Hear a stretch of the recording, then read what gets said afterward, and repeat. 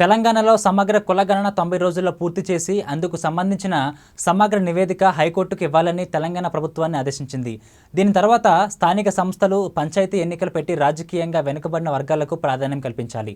ఆంధ్రప్రదేశ్లో ఏర్పడిన ఎన్డీఏ ప్రభుత్వం సత్వరమే సమగ్ర కులగణన చేపట్టి సామాజికంగా, ఆర్థికంగా, రాజకీయంగా వెనుకబడిన వర్గాలకు చేయూతనివ్వాలి. గత ఎన్నికల్లో వెనుకబడిన తరగతులు ఎక్కువ శాతం ఎన్డీఏకి ఓట్లు వేశారు.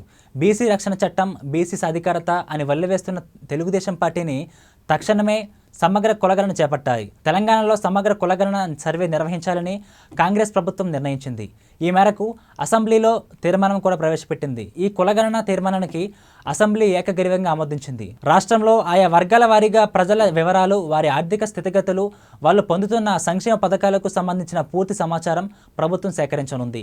ఎంతమంది ఏ సామాజిక వర్గానికి చెందిన వారు ఉన్నారు, వారి ఆర్థిక పరిస్థితితో పాటు విద్య, ఉపాధి అవకాశాలు ఎలా ఉన్నాయని పూర్తి వివరాలు సేకరించనున్నారు. దీనివల్ల ప్రస్తుతం అమలయ్యే సంక్షేమ కార్యక్రమాలు అర్హులైన లబ్ధిదారులకే చేరుతున్నాయా లేదా అవకతవకలు జరుగుతున్నాయా అన్న విషయాలపై ఒక క్లారిటీ రావడమే కాకుండా ప్రభుత్వం అమలు చేసిన కొత్త పథకాల విషయంలో ఏ సామాజిక వర్గానికి ఎంత న్యాయం చేయాలన్న సమాచారం కూడా దొరుకుతుంది. దీంతో అన్యాయం జరిగిన వర్గాలకు కూడా న్యాయం చేకూరే ఛాన్స్ ఉంటుంది. వీటితో పాటు రాజకీయ పరంగా ఏ సామాజిక వర్గం వెనకబడి ఉంది, ఎవరికి ఎంత ప్రాధాన్యత ఇవ్వాల్సి ఉంది అన్న అంశంపై కూడా ఓ స్పష్టత వస్తుంది. బీసీ కులాల మధ్య అంతర్గత ఐక్యత పెరగాలి. ఈ రెండూ జరగడానికి వీలుగా దామాషా హక్కుల కోసం సమిష్టి కృషి కొనసాగిస్తూనే దొరుకుతున్న అవకాశాలు బీసీ కులాల మధ్య సమానంగా పంపిణీ జరగాలి. సరైన నాయకత్వ నిర్మాణం బీసీలకు కావాలి. జాతీయ స్థాయిలో బీసీలకు సరైన గుర్తింపు దొరకాలి. అది జాతీయ స్థాయిలో బీసీ సంఘాన్ని వ్యవస్థీకృతం చేయకుండా వీలు కాదు. ఎంత కృషి చేయగలిగినా ఒకరిద్దరు లేక కొందరి పరిమిత కృషి మాత్రమే సరిపోదు. దీంతో బీసీల కీలక సమస్యల పరిష్కారానికి ఉద్యమాలు జరగాలి. అంతిమంగా బీసీ నాయకత్వంలో బలమైన రాజకీయ వేదిక నిర్మాణం జరగాలి. తద్వారా జాతీయ స్థాయిలో బీసీలకు రాజ్యాధికారం చేపట్టాలి. దాంట్లో ఎవరి దామాషా హక్కులు వారికి చెందాలి. అదే సమాజ నిర్మాణానికి దోహదం చేస్తుంది. బీసీల వారికి చెందవలసిన అవకాశాల వారికి దొరకడానికి ఇలాంటి కృషి చాలా అవసరం. బీసీల కులాలు ఉపకులాలుగా విడిపోయిన బీసీలుగా ఐక్యపడాలి. కేవలం 8% ఉన్న అగ్రవర్ణ పేదలకు 10% రిజర్వేషన్లు కల్పించిన బీజేపీ ప్రభుత్వం 57% ఉన్న బీసీలకు 27% రిజర్వేషన్లకు పరిమితం చేశారు. బీసీ కులగణనపై మేషాలు లెక్కిస్తే గుణపాఠం చెప్పాలి. తరతరాలుగా ఓబీసీలు విద్య, రాజకీయాలు, వ్యాపారంతో సహా వివిధ రంగాల్లో అనగదొక్కపడుతున్నారు. విద్య, వైద్యం, ఉపాధి రంగాల్లో ప్రభుత్వాలు చేయూత లేకపోవడంతో అప్పుల పాలై జీవితాలు దుర్భరంగా తయారయ్యాయి. ఓబీసీలు అనేక సవాళ్లను ఎదుర్కొంటూనే ఉన్నారు.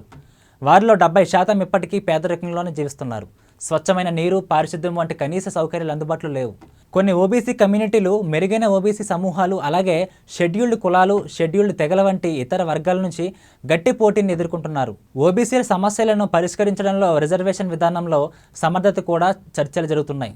మరికొందరు ఓబీసీ కమ్యూనిటీలను చేర్చడానికి రిజర్వేషన్ విధానాన్ని విస్తరించాలని వాదిస్తారు. అయితే మరికొందరు రిజర్వేషన్లు కులం లేదా కమ్యూనిటీ అంటే ఆర్థిక ప్రమాణాల ఆధారంగా ఉండాలని వాదిస్తున్నారు.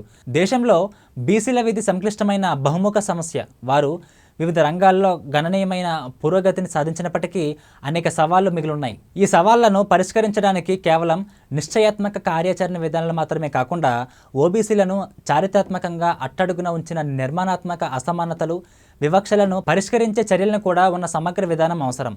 అన్ని రంగాల్లో మెకనైజేషన్ పెరుగుతోంది. ఆర్థిక, సామాజిక, పారిశ్రామిక, వ్యవసాయ, సాంస్కృతిక రంగాల్లో వేగంగా మార్పులు జరుగుతున్నాయి. ఆధునిక టెక్నాలజీ అన్ని రంగాల్లో విస్తరిస్తోంది. ఈ పరిణామ క్రమంలో కుల వృత్తులు, చేతి వృత్తులు తమ అస్తిత్వాన్ని కోల్పోతున్నాయి. ఇంతవరకు ఈ వృత్తులపైనే ఆధారపడిన కులాలు, వర్గాలకు యాంత్రీకరణ, కార్పొరేటీకరణ దక్కాలి. కానీ ప్రస్తుతం వ్యవస్థలో అలా జరగడం లేదు. స్టీల్, ఐరన్ పరిశ్రమలతో కుమ్మరి, వడ్రంగి కులాలు తమ వృత్తులను కోల్పోయారు. ప్లాస్టిక్ పరిశ్రమ కారణంగా మేదరి, కుమ్మరి వృత్తులు మరుగున పడ్డాయి.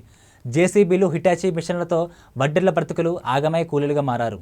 ట్రాక్టర్లు, సామిల్లులు రావడంతో వడ్రంగి, కమ్మరి పని దెబ్బతింది. డ్రై క్లీనింగ్ షాపుల వల్ల చాకలి, నేత మిల్లులు రావడంతో నేత వృత్తి, బ్యూటీ పార్లర్లు, హెయిర్ కటింగ్ సెలూన్ల రాకతో మంగలి, రెడీమేడ్ దుస్తులతో దర్జీలు, జ్యువెలరీ షాపులతో విశ్వబ్రహ్మణులు వృత్తులు దెబ్బతిన్నాయి. మరోవైపు కరోనా మహమ్మారి దెబ్బతో కుల వృత్తులు, చేతి వృత్తులు దెబ్బతిన్నాయి. కార్పొరేషన్ల ద్వారా ప్రభుత్వం సబ్సిడీ రుణాలు ఇవ్వకపోగా బీసీలకు 1,00,000, 2,00,000 రుణాలు ఇవ్వడానికి బ్యాంకులు కూడా ముందుకు రావడం లేదు. కానీ బడా కంపెనీలకు, పారిశ్రామికవేత్తలకు వేల కోట్ల రుణమాఫీలు చేస్తున్నారు. పేదలకు రుణాలు ఇవ్వడానికి మాత్రం ముందుకు రావడం లేదు.